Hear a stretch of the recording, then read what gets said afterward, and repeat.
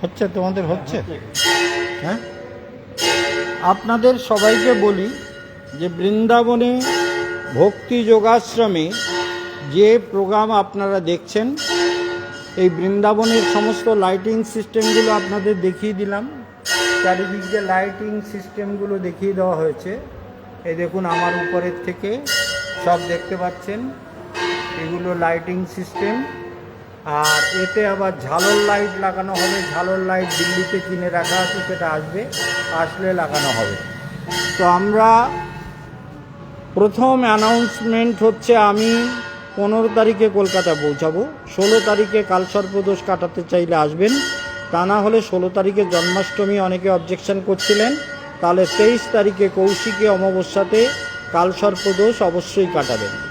সেই জন্য সবাইকে আন্তরিকভাবে আমন্ত্রণ জানাচ্ছি যে 16 তারিখে কালসর্পদোষ কাটাবার জন্য আপনারা 23 তারিখে সবাই মিলে চেষ্টা করবেন।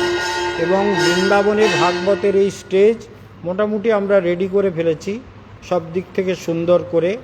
তো আপনাদেরকে জানাচ্ছি যে জীবনটা কেমন, এই নিয়ে আমাদের সৃষ্টিচক্র একরকম। আস্তে আস্তে কীর্তন করে পরিক্রমাটা ওইখানে বাইরে সারুন, আস্তে আস্তে কীর্তন করবেন। আমরা একটা প্রোগ্রাম করছি এখন, যেহেতু সময়টা এরকম। তো আমাদের আলোচ্য বিষয়, কালকের থেকে আমার জ্বর ছিল, সেই জ্বরের ব্যাপারটাকে এখন খানিকটা কভার করে এই প্রোগ্রামে বসে গেলাম। যেহেতু আমাদের গৌর আজ এসেছে, তাকে ডেকে পাচ্ছি না। ও অনেক কাজ করে, তো একটা কাজ নাকি 1000 কাজ করে। তো আজকের এসছে, যাই হোক, এসে সব লাইট টাইট ঠিক করলো।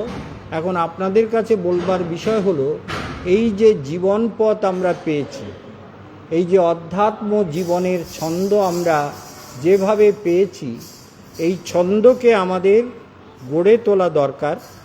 এবং মনে রাখবেন, অমৃতের সন্তান, আনন্দের সন্তান, ভগবানের সন্তান, সমস্ত কিছুই সেই পরম সত্য সুন্দরের কাছে ফিরে যাওয়ার জন্যই আমাদের জীবন।